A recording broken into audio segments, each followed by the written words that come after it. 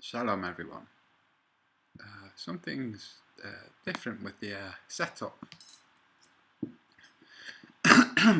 Apologies.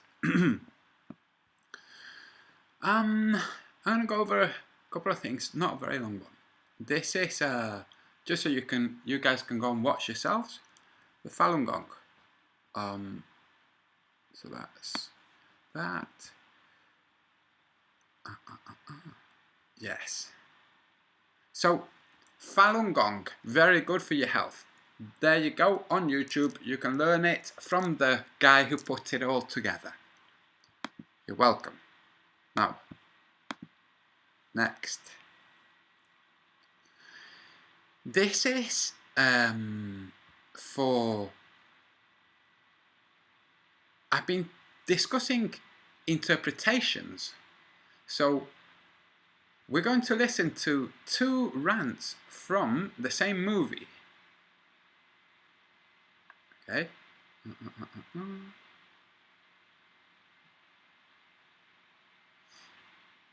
Some of you will know the movie, hopefully.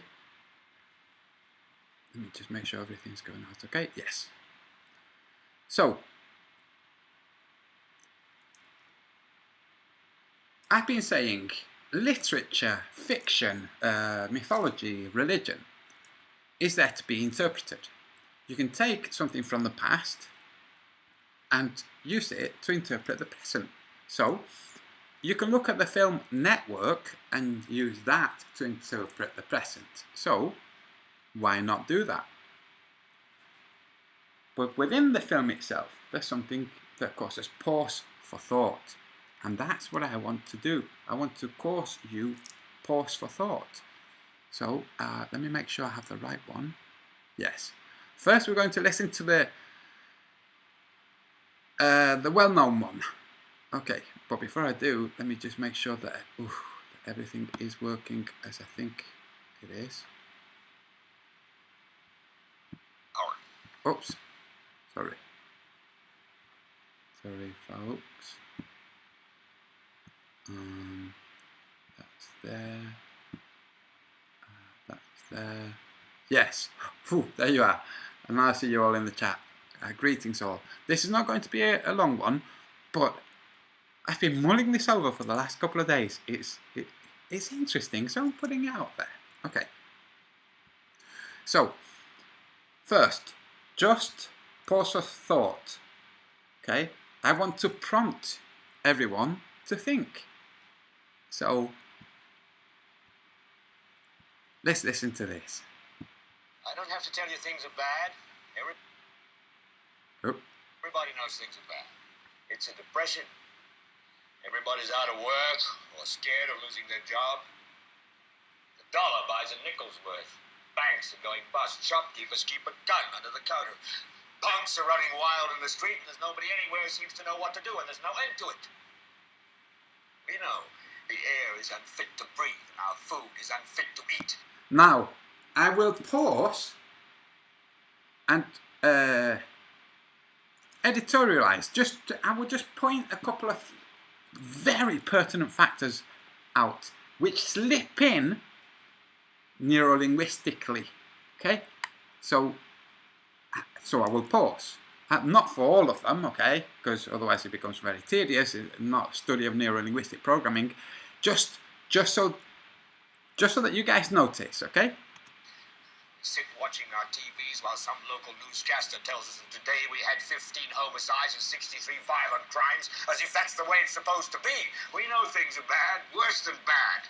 They're crazy. It's like everything everywhere is going crazy, so we don't go out anymore. We sit in the house, and slowly the world we're living in is getting smaller, and all we say is, please, at least leave us alone in our living rooms. Let me have my toaster and my TV and my steel-belted radios, and I won't say anything. Just leave us alone. Well, I'm not going to leave you alone. Please. Did you miss it?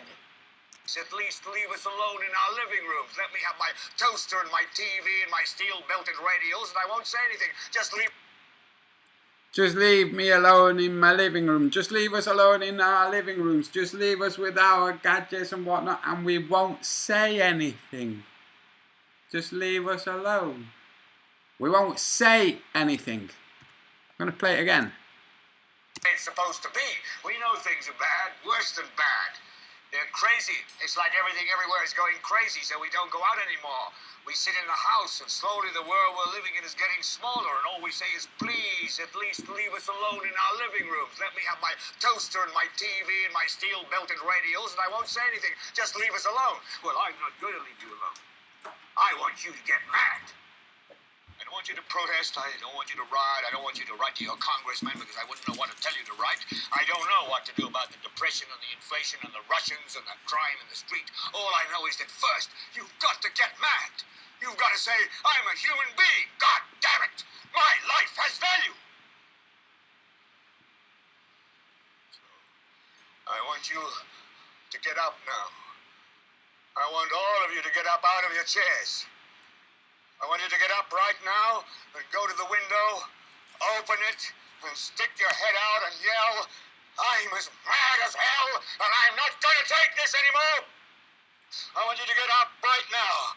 Get up, go to your windows, open them, and stick your head out and yell, I'm as mad as hell, and I'm not going to take this anymore. Things have got to change. How many stations does this go on? You've got to get mad. 67.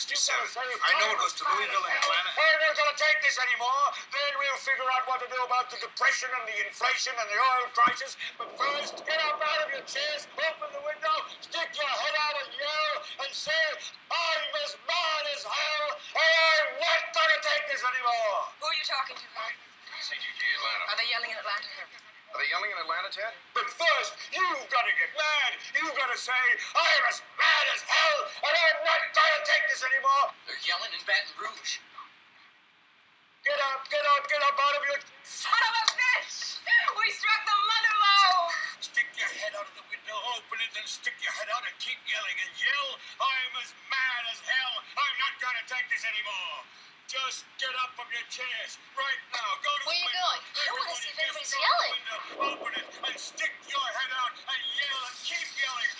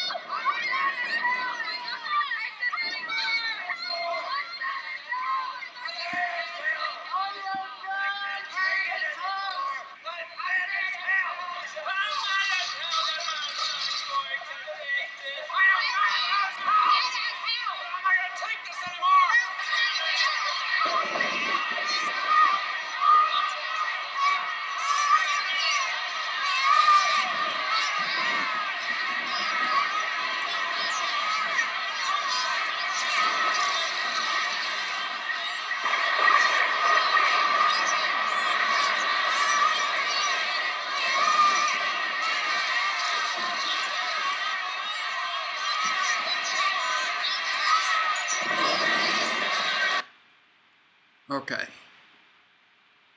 We all know that part, I hope. Oops. Now we're going to listen to this part.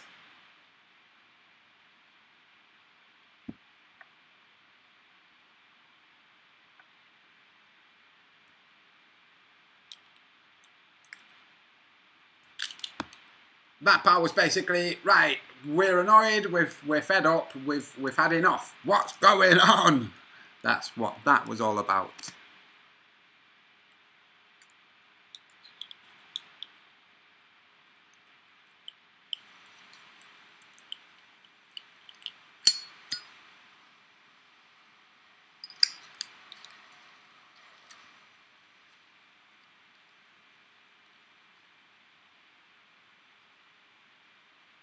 You have meddled with the primal forces of nature, Mr. Beale, and I won't have it. Is that clear?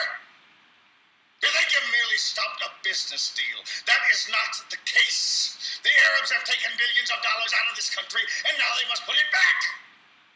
It is ebb and flow, tidal gravity. It is ecological balance. You are an old man who thinks in terms of nations and peoples. There are no nations. There are no peoples. There are no Russians. There are no Arabs. There are no third worlds. There is no West. There is only one holistic system of systems. One vast and immane, interwoven, interacting, multivariate, multinational dominion of dollars. Petrodollars, electrodollars, multi-dollars, Reichmarks, rings, rubles, pounds, and shekels. It is the international system of currency which determines the totality of life on this planet.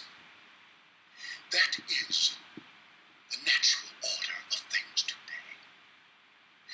That is the atomic and subatomic and galactic structure of things today. That's what is perceived to be the elite's point of view, their worldview. But that man has just shouted. And you have meddled with the primal forces of nature. And you will atone. Am I getting through to you, Mr. Beale? You get up on your little 21-inch screen and howl about America and democracy. There is no America. There is no democracy. There is only IBM and ITT and AT&T and DuPont, Dow, Union Carbide, and Exxon. Those are the nations of the world today. What do you think the Russians talk about in their councils of state? Karl Marx? They get out their linear programming charts, statistical decision theories, Minimax solutions, and compute the price-cost probabilities of their transactions and investments, just like we do. We no longer live in a world of nations and ideologies, Mr. Beale.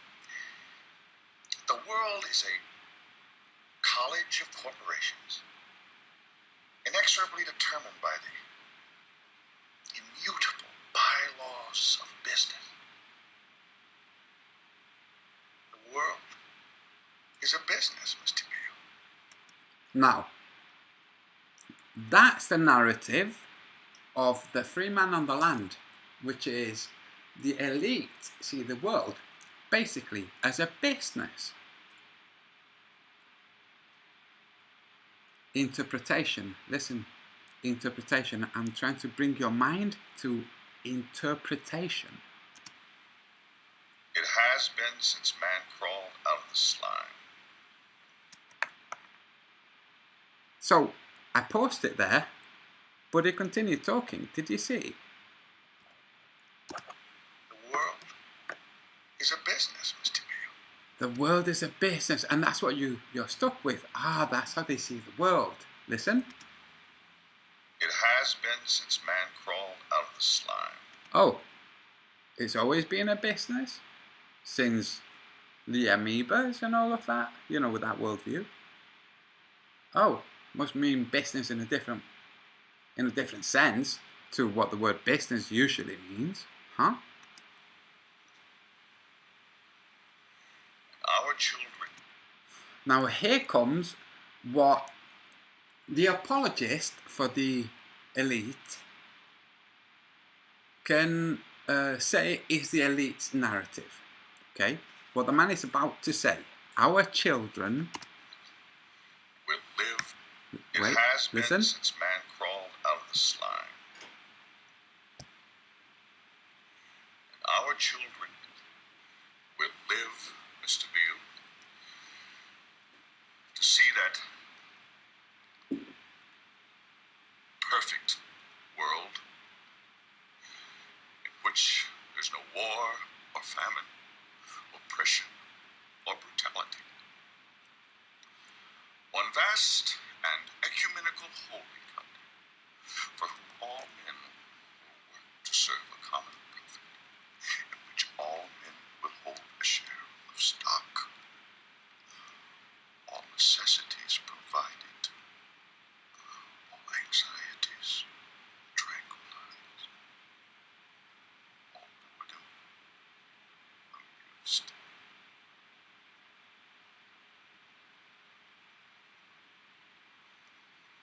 And I have chosen you, Mr. Beale, to preach this evangel. Why me?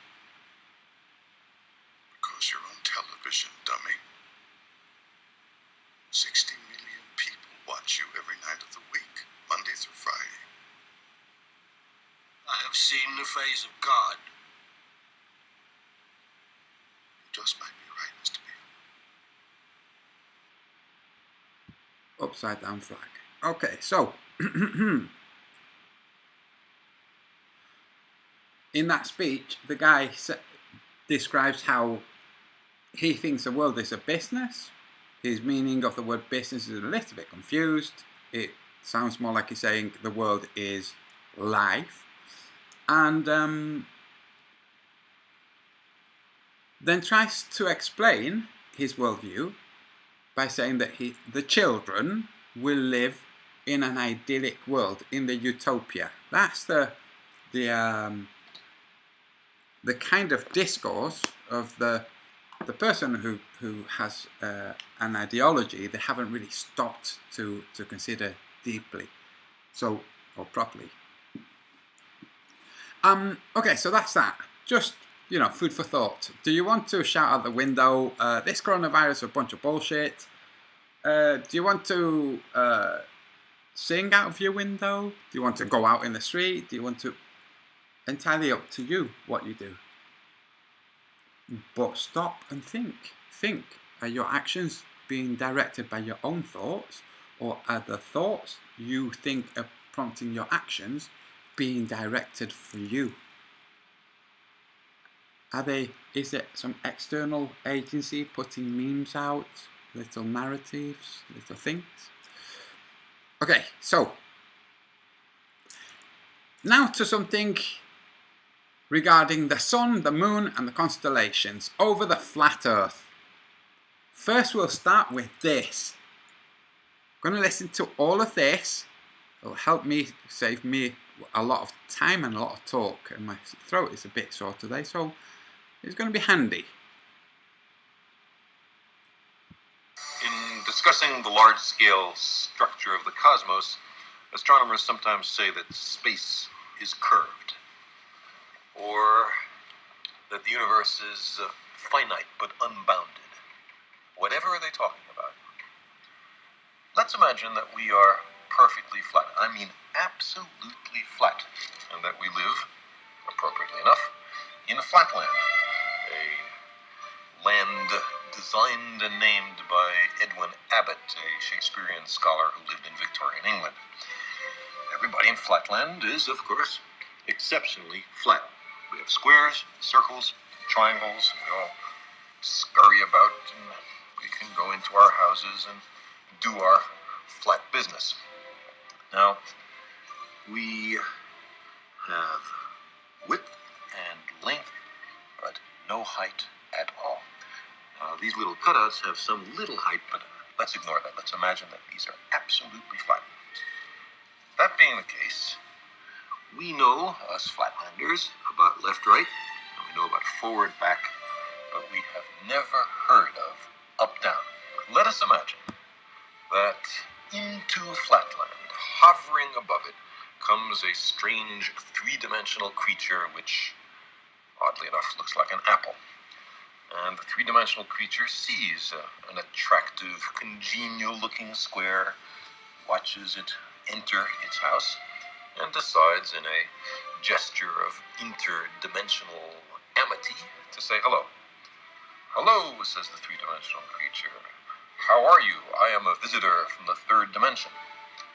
Well, the poor square looks around his closed house, sees no one there, and what's more, has witnessed a greeting coming from his insides, a voice from within. He surely is getting a little worried about his sanity. The three-dimensional creature is unhappy about being considered a psychological psychological aberration. And so he descends to actually enter Flatland. Now, a three-dimensional creature exists in Flatland only partially. Only a plane, a cross-section through him can be seen. So, when the three-dimensional creature first reaches Flatland, it's only the points of contact which can be seen. And we'll represent that by stamping the apple in this ink pad and placing that image in Flatland. And as the apple were to descend through, slither by Flatland, we would progressively see higher and higher slices, which we can represent by cutting the apple. So the square, as time goes on, sees a set of objects mysteriously appear from nowhere and inside a closed room and change their shape dramatically. His only conclusion could be that he's gone bonkers. Well, the apple might be a little annoyed at this conclusion, and so, not such a friendly gesture from dimension to dimension, makes a contact with the square from below and sends our flat creature fluttering and spinning above Flatland.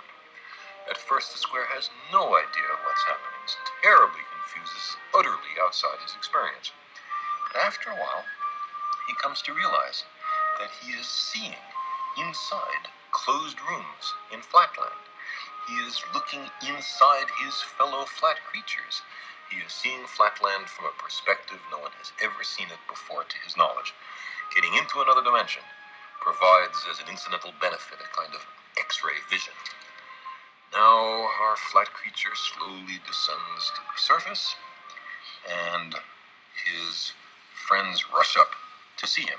From their point of view, he has mysteriously appeared from nowhere. He hasn't walked from somewhere else. He's come from some other place. They say, "For heaven's sake, what's happened to you?" And the poor square has to say, "Well, I was in some other mystic dimension called up." And they will pat him on his side and comfort him, or else they'll ask, "Well, show us, where is that third dimension? Point to it." And the poor square will be unable to comply. But maybe more interesting is the other direction in dimensionality. What about the fourth dimension? Now, to approach that, let's consider a cube. We can imagine a cube in the following way.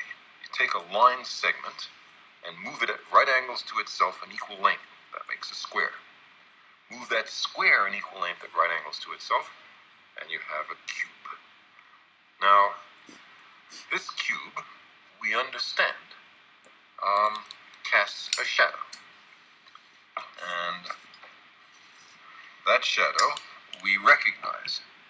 It's, ordinarily drawn in third grade classrooms as two squares with their vertices connected. Now, if we look at the shadow of a three-dimensional object in two dimensions, we see that, in this case, not all the lines appear equal. Not all the angles are right angles. The three-dimensional object has not been perfectly represented in its projection in two dimensions, but that's part of the cost of losing a dimension in the projection. Now, let's take this three-dimensional cube and project it, carry it through a fourth physical dimension. Not that way, not that way, not that way, but at right angles to those three directions. I can't show you what direction that is, but imagine that there is a fourth physical dimension. In that case, we would generate a four-dimensional hypercube, which is also called a tesseract. I cannot show you a tesseract because I and you are trapped in three dimensions. But what I can show you is the shadow in three dimensions of a four-dimensional hypercube or tesseract. This is it. And you can see it's two nested cubes, all the vertices connected by lines. And now the real tesseract in four dimensions would have all the lines of equal length and all the angles right angles. That's not... You just heard him explain that all of the lines will be of the same length. Okay, so it will be actually a different shape to the shape he's holding now. But never mind that. What we see here, but that's the penalty of projection. So, you see, while we cannot imagine the world of 4 dimensions, we can certainly think about it. You can also think about nothingness, and it'll yield about the same, but let's continue. Perfectly well. Now, Nah, forget it. Okay, so, the important part was the part about Flatland and its interaction with the apple. Not when the apple takes a Flatlander out, you know, and lets him have a remote world view, we appear from nowhere. but on how something from a different dimension or different realm interacting with this realm might interact in very specific ways.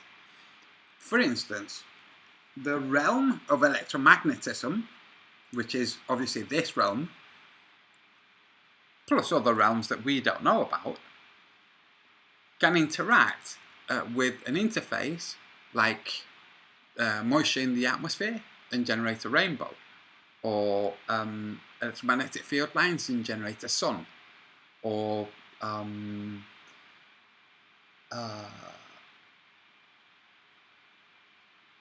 all manner of things.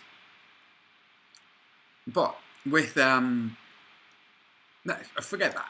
Let's get back to this. Sorry. One plane, different realm, interacting in one plane. People even seeing the interaction, not being able to explain it, the imprint of the interaction being left, made me think, huh, that explains these.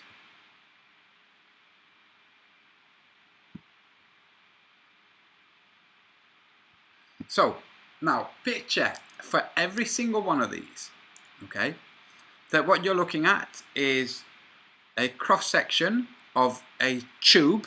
In this case, it would be a tube. It would be, well, 5 tubes linked together with 4 bars, with one of them having a frill or something. This would be a tube.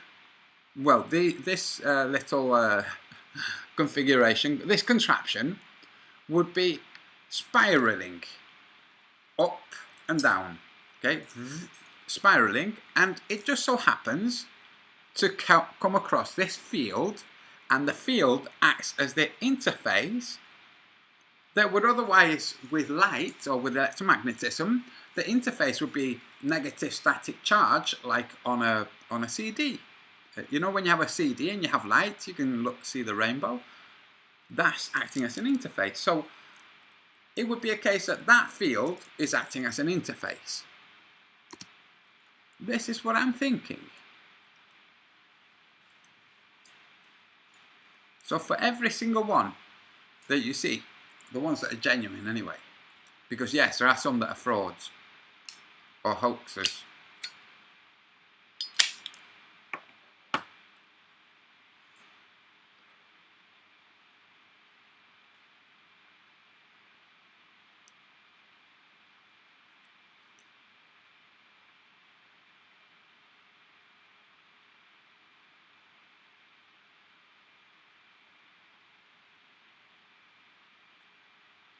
Look at the farmer cutting it down. Instead of charging, you could just charge people to go and see it.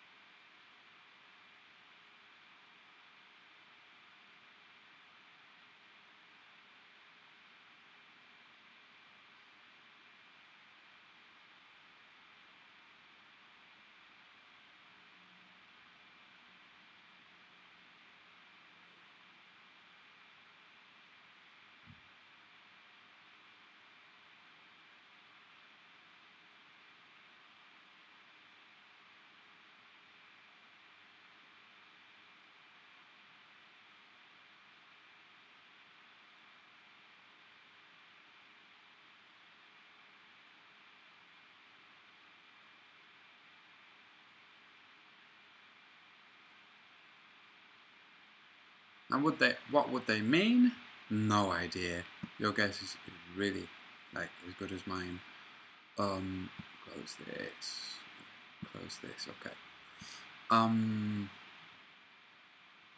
Yeah, no idea.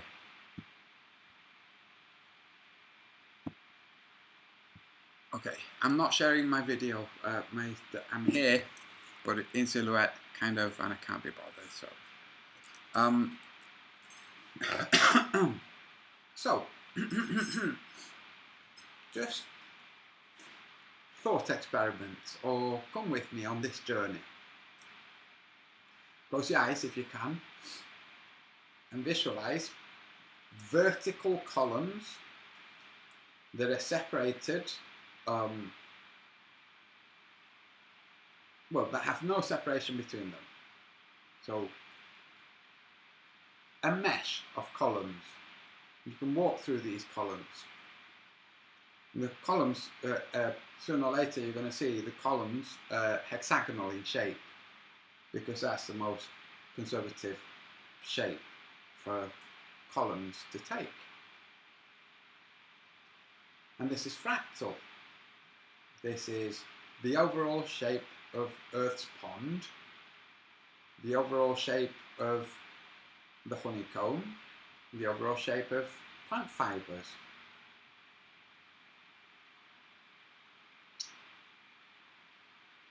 These vertical columns, the shape is the boundary. The content is energetic. It would be the content that would leave the crop circle imprint. But if you were to look up, if you were to be on a field, lying down on a field at night, looking up into the stars are rotating or scrolling across your sky. You don't see any columns, but that doesn't mean that there are no columns there. Just like you're not seeing any radio waves doesn't mean there's no radio stations transmitting. The columns are there all of the time, everywhere. The columns are part of the whole gravity, daylight, magnetism, the whole shebang. They're there all the time. Or just everything that's there all the time is there all the time, and it's there in large and fine filaments, in large columns of fine filaments, and everything in between. Okay, so now imagine rotating over the flat plane is the yin-yang, and it's rotating with the first draw an S in your mind. It's rotating clockwise. The S is rotating clockwise. So it's the little sliver is leading the way. This symbol is representative of motion and energy and interplay. It's symbolic of all kinds of stuff. It can be interpreted to mean all kinds of things. And that's what I'm going to do now. I'm going to interpret it. I'm going to give you a visual. I'm going to give you a 3D visual of the yin-yang, of what it actually is. Not what it represents, what it is. In other words, how you would be able to actually physically see a yin-yang. Okay? Okay, ready? You're going to visualize a filament. It's just a tube in front of you, and you're looking along it. You're looking down into it. Okay? Picture a hose pipe. Picture a hose pipe, a transparent hose pipe, and it's filled with a gel. Okay. And you're looking down into it, or you don't have to be looking downwards, just you're looking into it. Okay. It's filled with a gel and you can see nothing. Okay, the pipe itself is transparent, the gel is transparent, nothing to see here.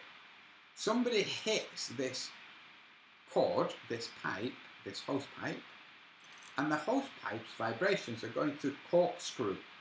And sooner or later, it's going to corkscrew and cause some of the gel to come out of this end. Now, the fact the gel has come out of this end rather than just stay where it was means that the vibration, the corkscrew energy, has a propulsion element to it, or a force element to it. Okay, and that element is, well, if you're looking at the pipe, what comes out of the pipe comes towards you. Okay, now we're going to hold the pipe above us and think of the same thing. When it comes towards us, that would be gravity. Right, that would be gravity, that force. Okay, let's put it back in front of us and we're looking at it. When someone hits it and it corkscrews, the whole filament, the whole hose pipe corkscrews as it vibrates, and the gel makes its way out. If you think about it, if it was to vibrate hard enough, it would be able to vibrate so hard that the gel inside would be compressed to take up half of the space. And that's what happens. So the gel inside, which is all of this, both the casing and the energy inside, both active and inactive, all of it, what used to be called ether, all of it is electromagnetism, whether active or inactive. Okay, so that's the gel I'm talking about. So if people want to talk about, well, this gel is electromagnetism, argue against electromagnetism if you want to argue against my gel. Okay, so the gel inside the pipe, when it's energized well enough, the gel only takes up half the room inside the pipe. What it would otherwise take, it would take up all the space. Now it only takes half the space. So you can visualize the pipe with the gel compressed to take up half the space. Now the gel starts spinning, and it starts spinning because the outside, the actual filament itself, starts to rotate, and it rotates clockwise, and the part of the gel that's touching the actual edge, the inner wall, rotates with it clockwise. And as it rotates, you have half of it which has the whole content of gel condensed into half, formed into half of the yin yang, and the other side is empty. But you'll note that in the half that is full of the whole, taking up half of the space, condensed into the half of the yin yang, that has a vortex, that has a void. That vortex is a void, and it is a vortex. And on the other side of the yin yang, where you have the actual void itself, you have the vortex coming out. So, are you with me? So now I'm going to use the colours, the black and white. We say that the white is coming out and the black is going in. Okay, so all of it is grey at first. It becomes energized, boom, it starts to shake, it starts to move. It takes form, it condenses, and it rotates. It rotates to what's described as the right-hand rule. Okay, when it's away from you, right-hand rule. Okay, if you're looking at it coming towards you, it will be a left-hand rule. That's just a way of describing it, you know, to give the impression that it's to. I was going to say it's to give the impression of knowing more than they know. No, it's to give the understanding that it's always the same direction. Okay, so the gel, which was grey, okay, now boom, becomes energized. Whoop, it becomes condensed. Now it's white. Now it's the white part of the yin yang, and it's rotating. It's rotating inside the tube. On the other side of the white yin yang is the black yin yang, and on the other side of the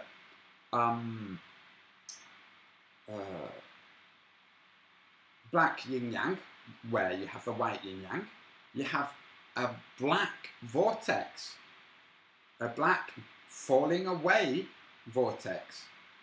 When you go over to the black falling away portion of the yin yang, you have the white coming towards you vortex. So that's the energy. That in terms of the actual motion of the energies, that's what's going on, and that is what the yin yang represents. That's in terms of the energy, okay? But in terms of the actual motion, and the cleanest description of the yin yang is this. Take the tube, put it in front of you. Halfway, place a vertical rubber band that goes all the way along the tube. Okay, so you have the tube divided in two by a rubber band. Now you're going to take the tube right in front of you, and the tube is going away ahead of you. You're going to take the tube right in front of you, and you've got this in front of you. Remember, you've got a vertical line dividing the left and right, okay? You're going to take the tube right in front of you, and you're going to rotate it clockwise, and you're going to see the membrane, that rubber band, rotate as you do this, as you rotate, and as you carry on rotating, and eventually you can do a full rotation. Now, if you look along the tube as you do that, you'll see what you're making is basically you're describing the full rotation of either the white or the black yin yang. That's what you've shown, which means the membrane inside the actual filament goes along its length. The vortexes stay within each side.